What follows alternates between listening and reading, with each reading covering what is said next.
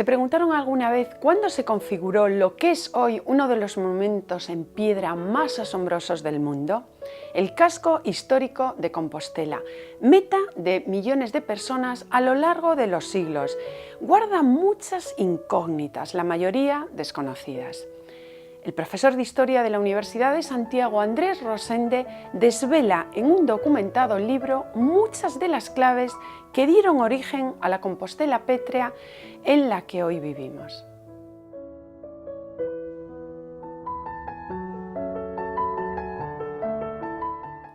Querido profesor, bienvenido a Espacio de Arte y felicidades por la reciente presentación de este libro que nos llama la atención lo abarrotado que estaba el auditorio del Museo de las Peregrinaciones. Muchas gracias. Digo, que había gente, el día de que presentas el libro, gente de otras materias, médicos de otras disciplinas. Realmente, ¿por qué estaba tan concurrido? Con médicos, ya digo, ingenieros, de otros campos totalmente diferentes, por el interés que despierta la ciudad. Hombre, yo creo que Santiago tiene suficientemente atractivo no solo para los historiadores del arte ni para los arquitectos, sino para un público más amplio. Y ahora, además, que acabas de decir médicos y tal, algunos de los médicos, y magníficos médicos, son unos grandes conocedores de historia del arte, ¿eh? O sea, que, bueno, sí. Además, los más, y coleccionistas también. Compostela 1780-1907, ¿por qué estas dos fechas? Bueno, yo traté de buscar un título que no prejuzgase el contenido, pero me pareció que el decimonónico, es decir, ochocentista, el siglo XIX, era apropiado, pero había que ponerle unos límites que realmente contuviesen el discurso, porque el libro iba a morir un poquito después de lo que es la barrera cronológica del siglo XIX, iba a empezar un poquito antes, ¿no? 1780 es una fecha realmente clave para la historia de la ciudad, porque en 1780 es cuando Santiago conoce las primeras ordenanzas arquitectónicas y urbanísticas, la primera vez. Unas ordenanzas que además van a controlar la historia de Santiago durante toda esta horquilla cronológica en la que yo me he movido. Por lo tanto, era importante, pero también era importante por dos razones más.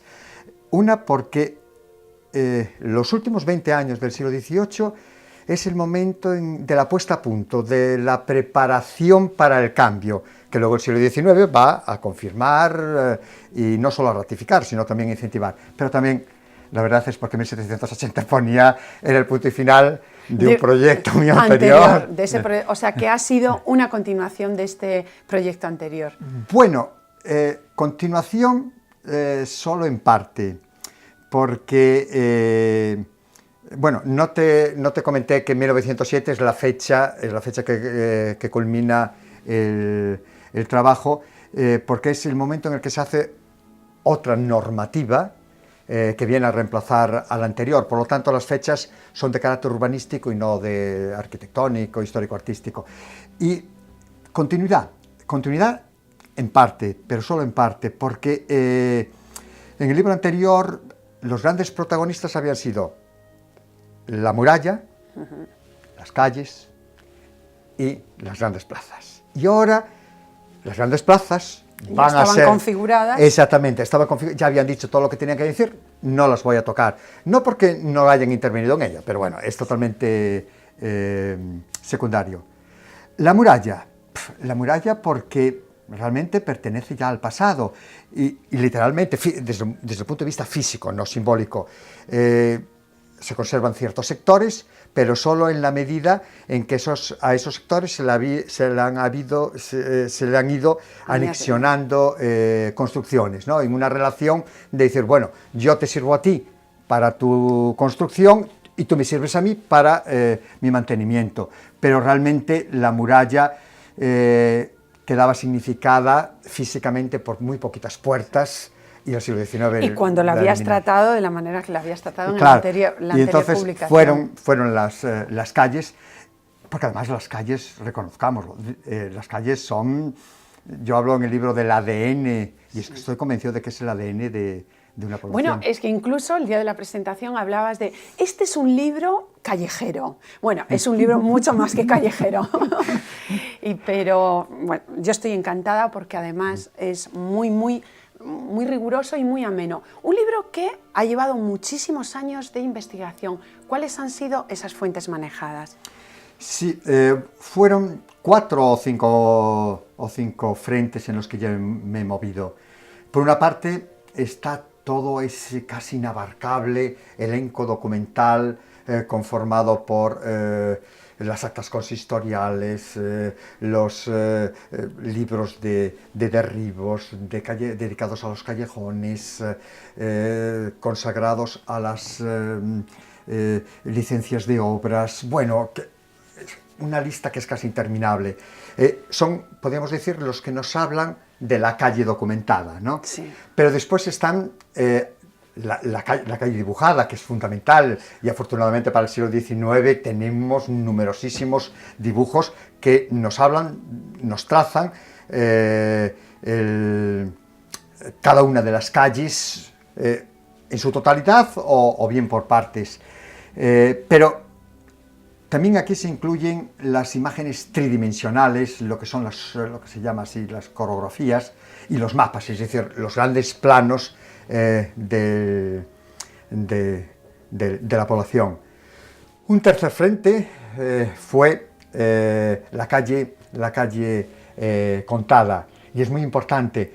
Es decir, me estoy refiriendo a aquellos relatos de los viajeros, la literatura perigética, sí, de los historiadores, cronistas, pero también de la literatura, sí, de la literatura costumbrista.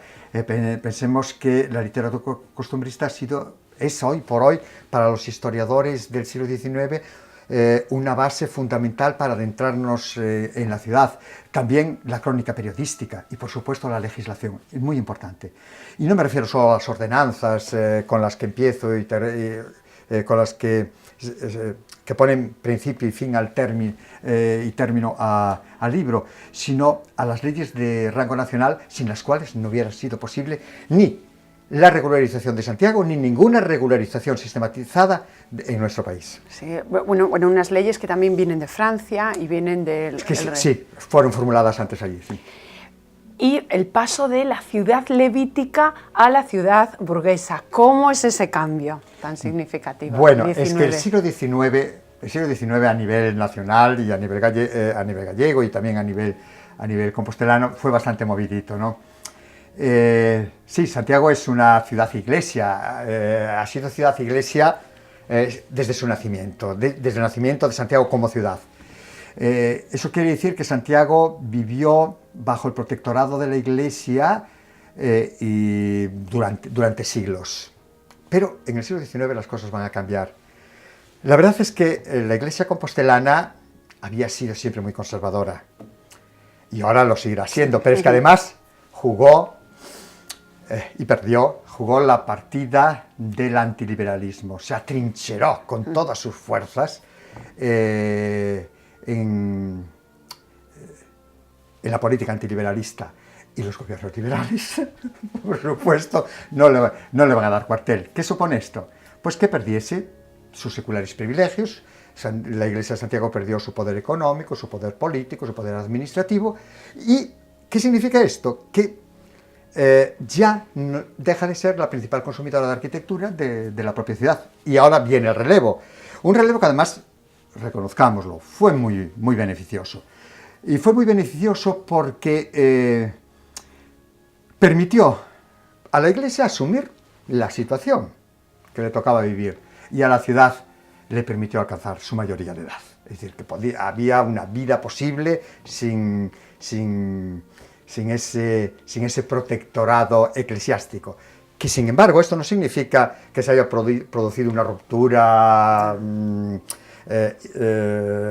sin posibilidad de puentes. No, esos puentes se van a construir y podemos decir que afortunadamente la ciudad y su iglesia se van al final a entender y encarar un futuro espléndido. Pero fue muy bueno porque Santiago es la clase media, es la burguesía, realmente la hacedora de la Compostela que hoy, por la que hoy paseamos. Sí, sí. Y a tal punto que, o sea, empieza la burguesía y es cuando te dedicas a la residencia privada.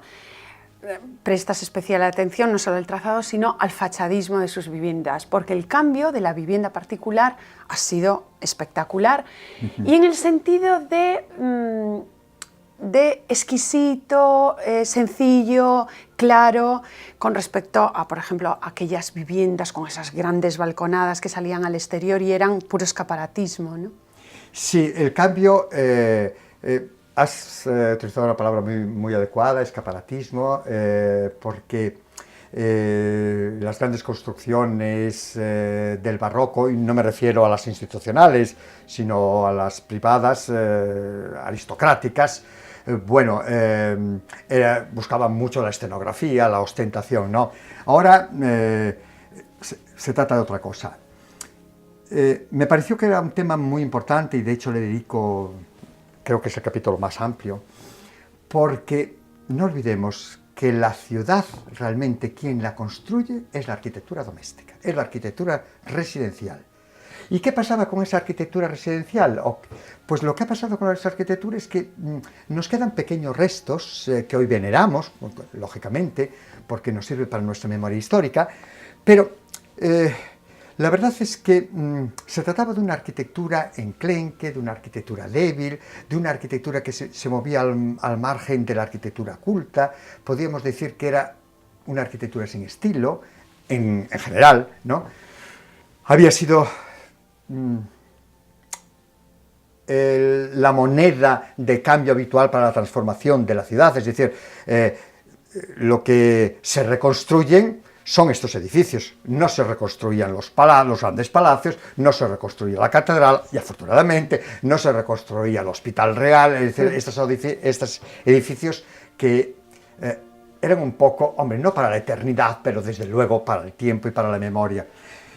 Y esta arquitectura en Compostela, y de hecho tenemos dibujos todavía en el momento de la transformación de ciertos inmuebles, de cómo estaban, y que realmente, bueno, eran un batiburrillo de cosas, sin ton ni son.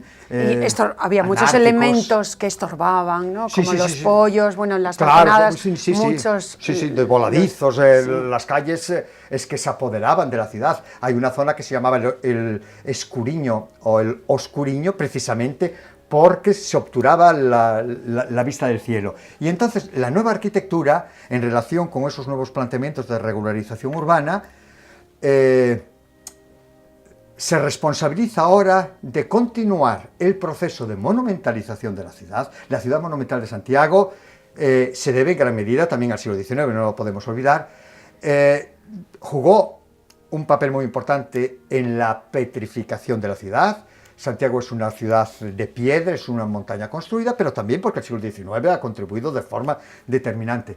Y quizá el valor más importante es que me gusta hablar, democratizó el estilo. Es decir, ahora estamos hablando de casas que, por muy modestas que seas, como tú has indicado, tienen una presencia, una dignidad, por muy modestas que sean, que no había y se hacen nunca. Eternas y además nunca cansan, y donde esté la sencillez, pues está la elegancia.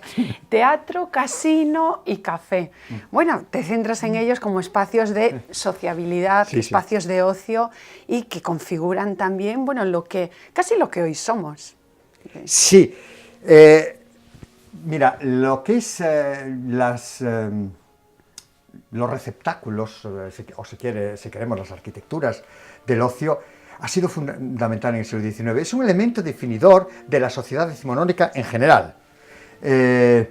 Balnearios, casinos, teatros, plazas de toro, lo que sea, ¿no? Hasta el punto de que nos ayuda a medir el progreso cultural de una ciudad. Claro, yo hablo de teatro, casino y café. Desde el punto de vista arquitectónico, se mueven al abrigo de una cierta modestia, dignidad. Hay dignidad, pero también cierta modestia. Pero esa modestia se compensa, como tú has indicado muy bien, porque son centros privilegiados de sociabilidad. Nos permiten conectarnos con la sociedad, vivir con ellos. Y entonces dejar de convertir esos estudios, al menos ese es uno de mis objetivos siempre, porque a veces los historiadores parece que nos ocupamos de fósiles, y cuando hablamos de ciudad parecen esas ciudades fantasmas. No, la ciudad es un organismo vivo, y afortunadamente, y eso lo pulsamos en los cambios de arquitectura y urbanismo, pero lo pulsamos en la población, en cómo siente, en cómo se divierte, en cómo funciona realmente la ciudad. Y casino, café y teatro nos permite muy bien entrarnos o paseo, porque también hay un capítulo centrado al paseo, la configuración de la Alameda, y un hito en el siglo XIX. Además, hoy, a día de hoy, el segundo monumento más visitado de nuestra ciudad, el mercado. Sí, hombre.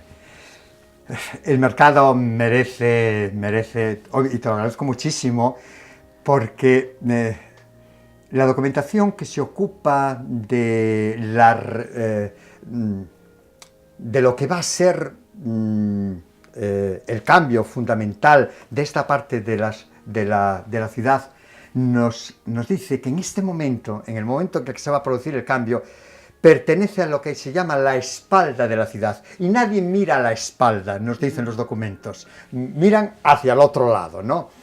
En este caso no miran hacia oriente, sino que miran hacia occidente, que es donde se acumulan los valores sísmicos más importantes de Compostela. Y la verdad es que el mercado supuso, desde mi punto de vista, y yo creo que soy objetivo, como historiador además es una obligación, la intervención más importante que experimentó la ciudad en el siglo XIX. Hizo realmente de la espalda de la ciudad un espacio no solo más organizado, mejor articulado, sino que visualmente muy agradecido. Realmente, además, no solo se puede pulsar ahí lo que es el ideal de una época por homogeneizar la arquitectura, sino que enfrente estaba una arquitectura de hierro, que en este caso, ese mercado, esa arquitectura de hierro era modesta, pero era todo un síntoma en ese momento de progreso para nuestra ciudad. No es el mercado, Santiago no tuvo ese mercado que tuvieron otras poblaciones de mucho mayor aspaviento, pero aún en su restricción, marcaba realmente, indicaba que Santiago, se estaba poniendo al día en estas cuestiones. De hecho, el mercado actual, que creo que es una magnífica intervención, con ese perfil que tiene casi de iglesia, ¿no? Un perfil total, sí. Pero eso, en última instancia, se está basando en los viejos esquemas del pabellón que vinieron a reemplazar de aquella arquitectura de hierro y cristal decimonónica. Sí, realmente el mercado, además, le ha salido muy bien.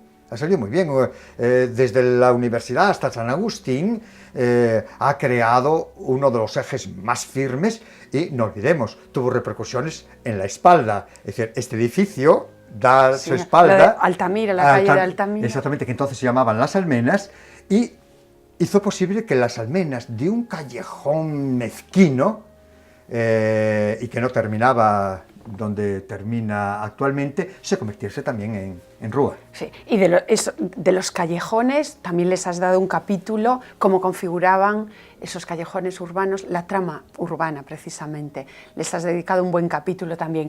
Y qué difícil regularizar una ciudad. Se hizo muy bien con esa, podemos hablar de Gran Vía, la que viene desde Santa Clara hasta El Hórreo. No. Vamos a ver. Santiago,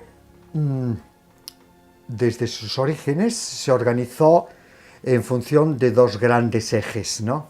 Desde el principio de Santiago como una ciudad ya que ha empezado a desarrollarse, que son el eje norte-sur, que comunicaba la puerta de la Atalaya, es decir, la puerta de San Roque con la puerta de la Mamua, y el otro que la vertebraba en dirección este-oeste, Puerta del Camino y Puerta de la Trinidad, ¿no?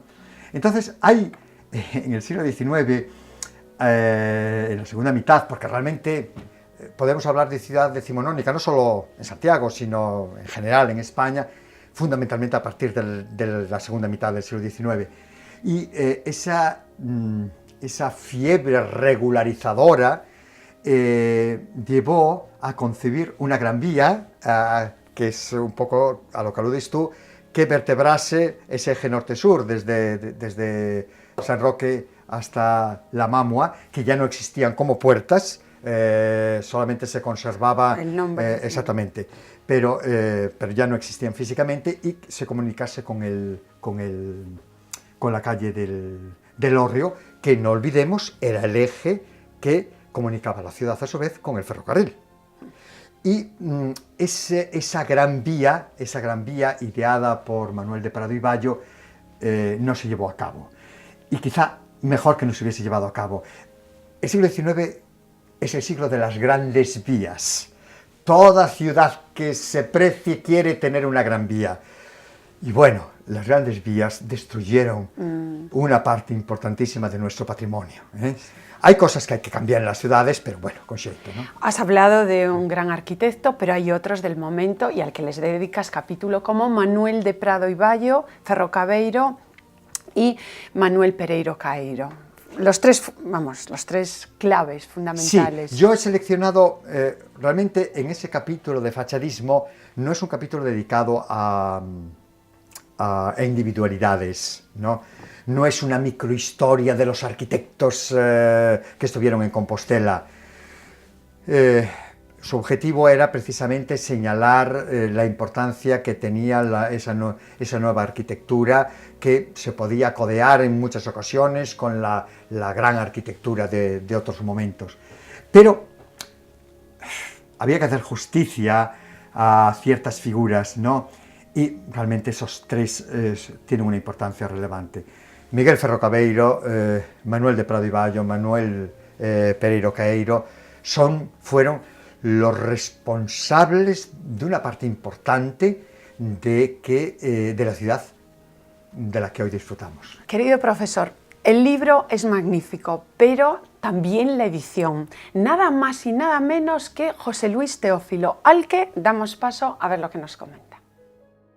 Compostela, 1780-1907, una aproximación a la ciudad decimonónica. É unha publicación de Andrés Rosende, unha publicación que aborda a transformación da cidade, no que se refire ao casco histórico, a reconstrucción da arquitectura residencial, a sanidade, a hixiene, a seguridade, e sobre todo a monumentalización da cidade, non? Eu creo que penso que esta publicación é necesaria para coñecer esa cidade decimonónica, non? E aparte que é unha publicación única. Nos, o que fixemos nesta publicación, porque así o quería Andrés Rosende, así buscounos a nos para que fixéramos esta publicación xunto co Consorcio de Santiago de Compostela, foi aportar a nosa experiencia e aportar un libro a unha persoa rigurosa, comprometida con Santiago de Compostela e tamén con Galicia, a través de moitas publicacións, de centos de intervencións en revistas especializadas, a este luxo que ter aquí en Santiago de Compostela este catedrático da historia do arte.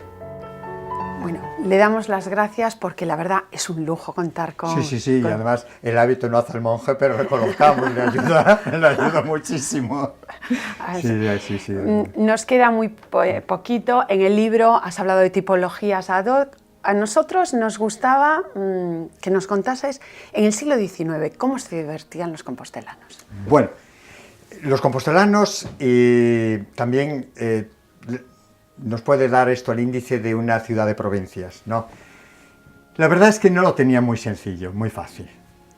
De hecho, el teatro, el café, el casino y el paseo eran sus medios para paliar ese tenaz aburrimiento que sumía a la ciudad de una ciudad de provincias. Casino. Empecemos, de acuerdo con el epígrafe. Teatro. El teatro en Santiago se utilizaba no solo para representaciones dramáticas o comedias, óperas o zarzuelas, sino bueno, pues para veladas literarias, veladas incluso políticas, para hablar de algún determinado artilugio que llegaba a Compostela y bueno, se le podía presentar a la ciudad. Servía como lugar para baile, pero el teatro, ahora refiriéndome al teatro como una actividad de representación dramática o cómica, o musical, era un lugar para ver y para ser visto, ¿no? Era un lugar para la exhibición, sobre todo de la aristocracia, y era un lugar en donde se podía decir que estaba democrático, en el que podían participar todo el mundo, pero sí, juntos, pero no revueltos. Claro está. Hasta el Paseo de la Alameda también. Por supuesto. Y entonces, en la cazuela, en la parte superior, ¿quiénes estaban? Estaban, pues, las clases menos pudientes y sobre todo los estudiantes. Y que eran los primeros, además, en llegar al teatro, coger los primeros puestos. Claro, desde arriba se veía con cierta dificultad, además mucho calor, etc. Bueno, pero sobre todo, porque de esta manera controlaban a quienes iban entrando, porque las familias, su entrada era posterior, ¿no? Y pues le gastaban constantemente bromas, era el momento en el que los estudiantes miraban hacia las jóvenes compostelanas, que le hacían un poco el tirín, en los entreactos se movían, iban de un lado para otro, tratando de entrar en comunicación, y las señoras compostelanas se armaban de materia para criticar durante una buena, hasta la próxima sesión, ¿no? El casino era otra de las actividades también esperadas. Había muy pocas representaciones a lo largo del año en teatro y había muy pocos bailes de casino. De hecho, había 5, nada más, 5 bailes de casino. Entonces, bueno, eso se esperaba como agua de mayo. Y es muy curioso comprobar como claro, en el casino sí que ahí ya no es un lugar democrático, es decir, es para unos determinados socios.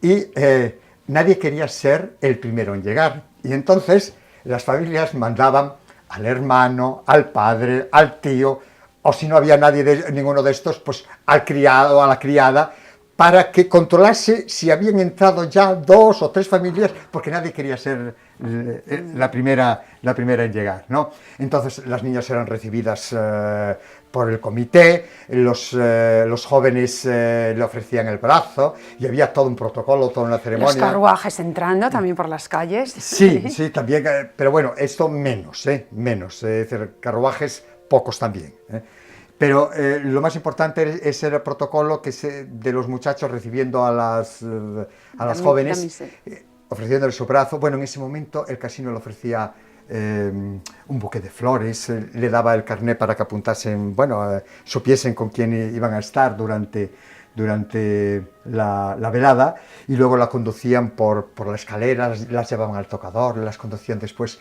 al salón amarillo, que era el salón de baile. Realmente era una situación pues muy pintoresca, porque los muchachos tímidos quedaban en lo que se llamaba entonces la Leonera, un lugar de las más terribles, porque era donde estaban la gente un poquito que dice que se encargan de criticarse siempre las mujeres, no, los hombres también, y allí se encargaban de hacerlo.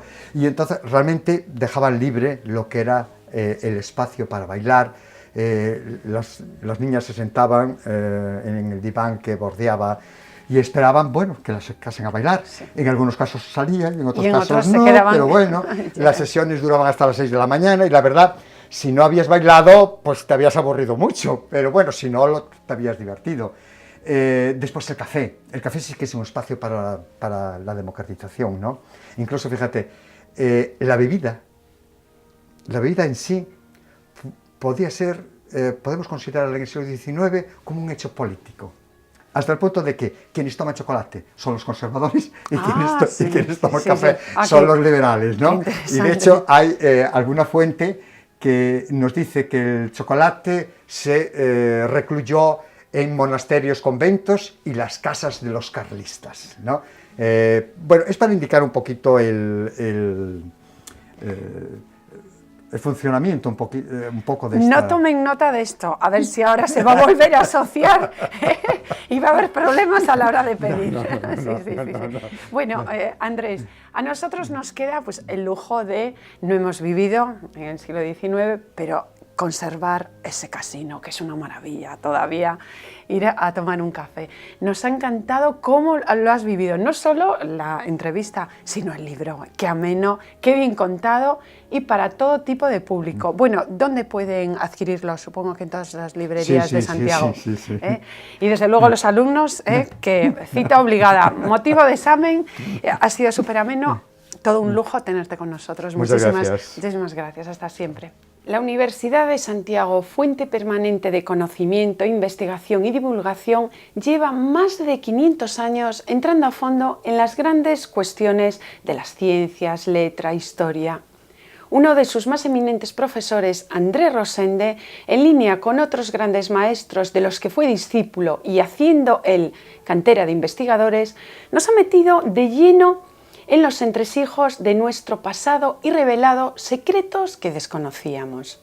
Si quieren ir más allá de la entrevista, lean su libro Compostela 1780-1907, una aproximación a la ciudad decimonónica.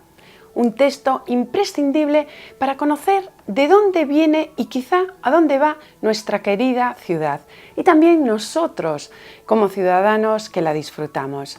Les veo como siempre la próxima semana para seguir hablando de arte.